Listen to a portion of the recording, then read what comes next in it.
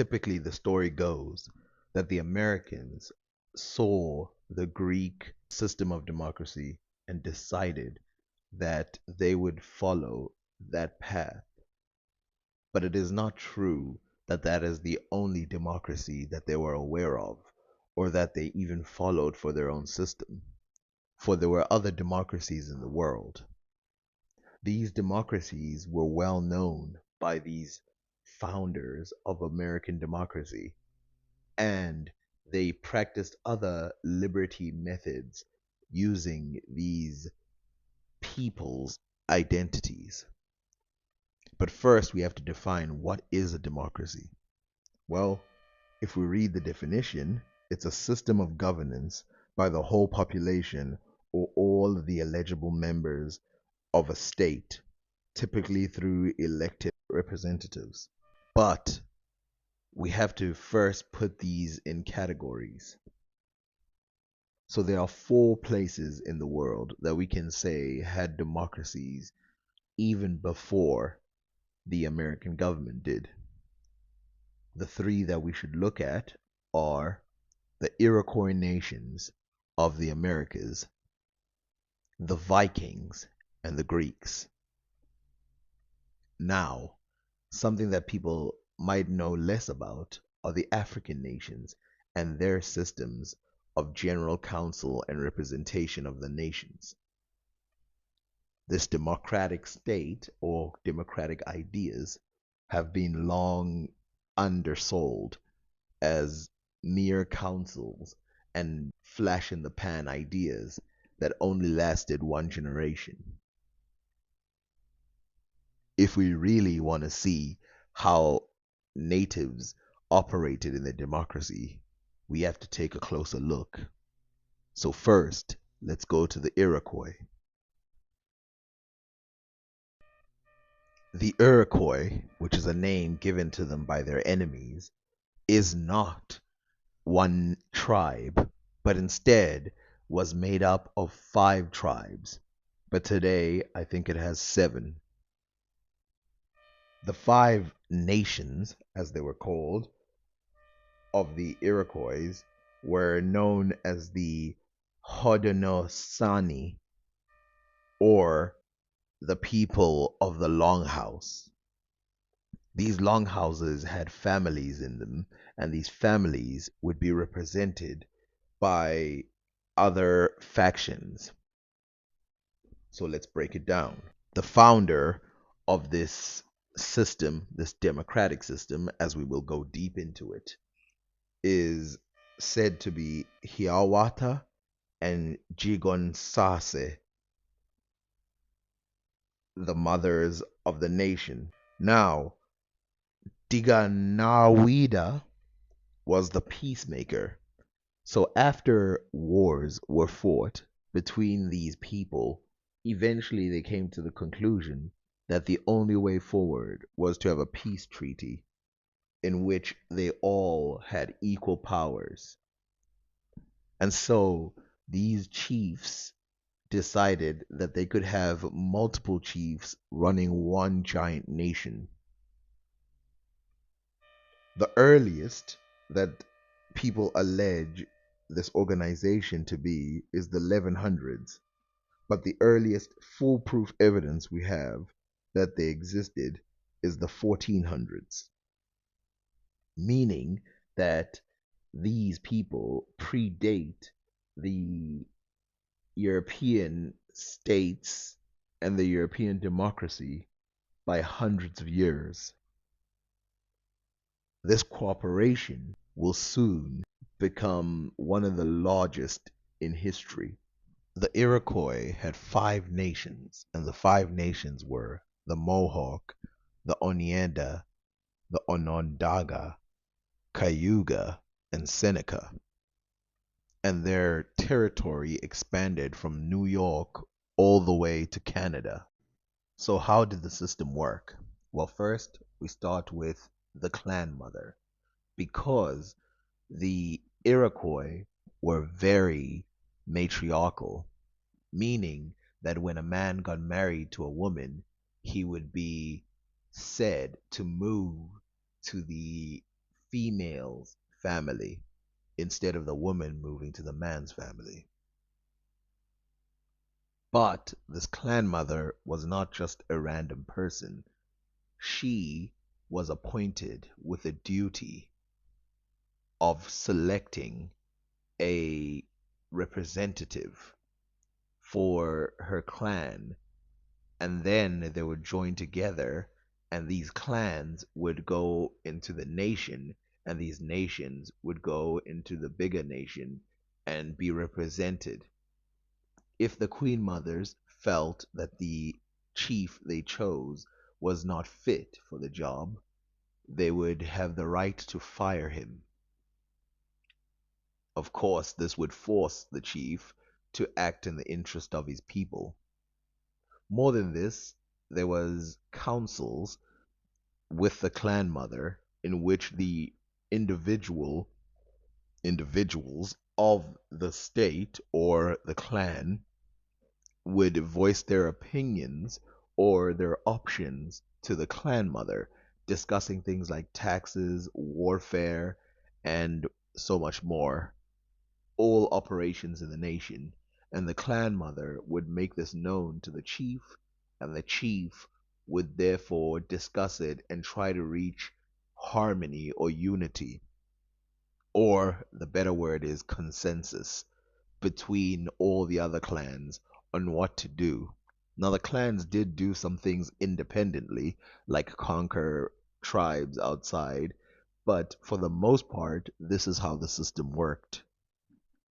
Unlike a lot of systems around the world, this was not based on nepotism. Instead, it was based on the abilities of the people, or it was a meritocracy. And so the queen mother would watch children, the young boys, and see which one of them had good qualities, and that's how they would choose them. Now you're probably thinking, oh, so they had six chiefs.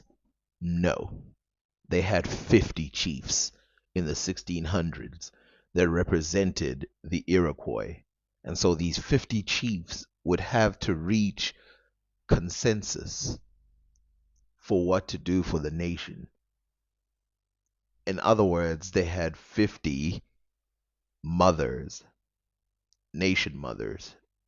There's also a interesting feature, which is a person could not fornicate with someone of the same clan, but instead had to find someone outside of their clan. But I don't know if that was always followed. This alone would make this a democracy. But this isn't the only feature that made it democracy. See, there were council meetings held before the chiefs were about to make a decision. These council meetings would be separated by gender. There'd be females, and there'd be a male council meeting, and they'd ruminate in these council meetings. And when I say females, I mean most of the females of the nation would get together and ruminate over the ideas, and then most of the men would ruminate over the ideas. When they've come to a conclusion, then they would send the males to go fetch the answer from the females and then run back to the males and say what their conclusion was. And this is a second feature of democracy in which they can veto ideas. Though these councils could be thought of as a council of elders, children's voices were not left out of the conversation. And just like any adult, they could voice their opinion. Now, the Iroquois had another feature that would make this democratic in that they had selection of something called faith keepers and other positions in the clan that had little to do with the state, like ceremonies and stuff like that, that would be elected on and thought about through council meetings. This meaning that their expansion of democracy was bigger than just the state. Now, this is the original United States of America, and it expanded from territories from North America all the way to the tips of North America in Canada. Now, to make this bigger, they were joined by other clans during wars against the Europeans. The Europeans were very aware of them and could not just defeat them. So they worked with them, traded with them, helped them, and got help from them. More than this is that something very big happened, and the United States founding fathers wrote about them. Thomas Jefferson's Notes of the State of Virginia, yes, that Thomas Jefferson, wrote about the nations of Indians that had groupings and democracy. Unlike some people, he mentioned more than one, mentioning at least three nations in Native American populations. The first were the Mingos, or Iroquois, the second were the Powhatans, and the third were the Delaware. These three large council groups are described in detail, but he was only aware of their warring efforts, and so he missed out on the other details that come with the rest of the nation. And he said, "It is true that when at home they do not employ themselves in labor or the culture of the soil, but this again is the effect of their customs and manners, which have assigned that to the province of the woman. But it is said they are averse to society and a social life. Can anything be more inapplicable than this to a people who always live in towns or clans? Or can they be said to have no republic, who conduct all their affairs in national councils, who pride themselves in their national character, who consider an insult or injury done to an individual by a stranger as done to the whole, and resent it accordingly? In short, this picture is not applicable to any nation of Indians I have ever known or heard of in North America. As far as I have been able to learn, the country from the sea coast to the Allegheny, and from the most southern waters of James River up to Pawtucket River, now in the state of Maryland, was occupied by three different nations of Indians, each of which spoke a different language, and were under separate and distinct governments. What the original or real names of these nations were, I have not been able to learn with certainty, but by us they are distinguished by the names of Powhatans, Monicans, now commonly called Tuscareans. The Powhatans, who occupied the country from the sea ashore up to the falls of the rivers, were a powerful nation, and seem to have consisted of 7 tribes, 5 on the western and 2 on the eastern shore. Each of these tribes were subdivided into towns, families, or clans, who lived together. All the nations of Indians in North America lived in the hunter state, and depended for subsistence on hunting, fishing, and the spontaneous fruits of the earth, and a kind of grain which was planted and gathered by the woman, and is now known by the name of Indian corn. Long potatoes, pumpkins of various kinds, and squashes were also found in use among them. They had no flocks, herds, or tamed animals of any kind. Their government is a kind of patriarchal confederacy. Every town or family has a chief who is distinguished by a particular title, and whom we commonly call sachem. The several towns or families that compose a tribe have a chief who presides over it. And the several tribes encompassing a nation have a chief who presides over the whole nation. These chiefs are generally men advanced in years and distinguished by their prudence and abilities in council.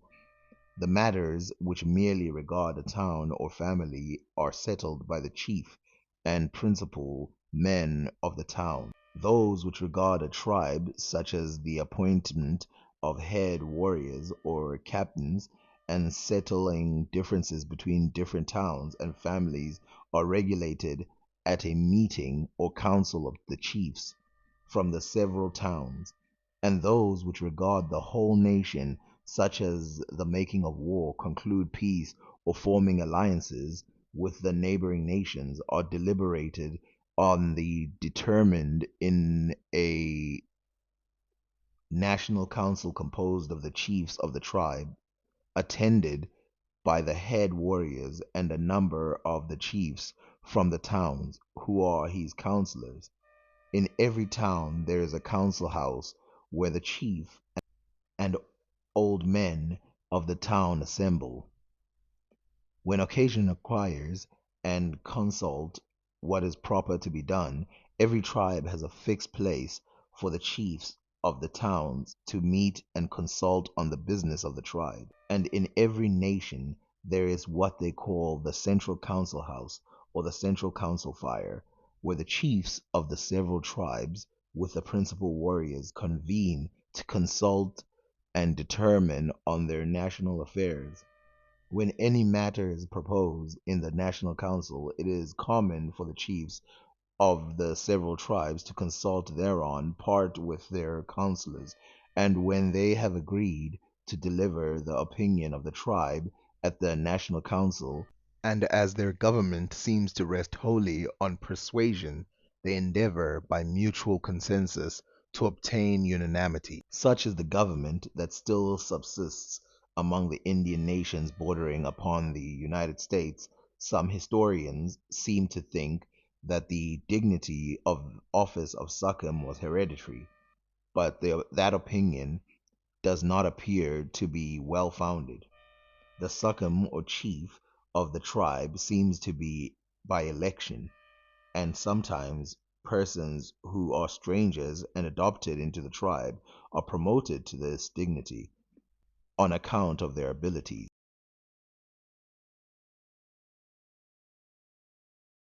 Another powerful nation or confederacy of Indians which lived to the north of them, between the Kittatinny Mountains or the Highlands and the Lake Ontario, and who call themselves Mingoes, and are called by the French writers Iroquois, by the English the Five Nations, and by the Indians to the southward, with whom they were at war, Massawomic. This war was carrying on in its great fury when the Captain Smith first arrived in Virginia. The Mingo warriors had penetrated down the Saskatchewan to the mouth of it. In one of his excursions up the bay at the mouth of the Saskatchewan in 1608, Captain Smith met the 6 or 7 of their canoes full of warriors who were coming to attack their enemies in the rear. The Mingo Confederacy then consisted of 5 tribes, 3 who are called the elder, to wit the Sennies, who live to the west, the Mohawks to the east, and the Onondagas between them, and 2 who are called the younger tribes, namely the Guyagas and the Onids. All these tribes speak one language, and were then united in a close confederacy, and occupied that tract of country from the east end of the Lake Erie to Lake Champlain, and from the Kittatinny and Highlands to the. And there you have it, the original states of the United States. In the 1600s, the first settlers who found themselves building a direct democratic alliance also noted that there were other groups around the areas that practiced this form of democracy, and it might have been this knowledge that made them practice the direct democracy, and only later would the representative democracy start to become the function of the way or the way that the Europeans would choose to run their nations. There are many more democracies to cover that predate the American one, and we'll have to stay tuned for those.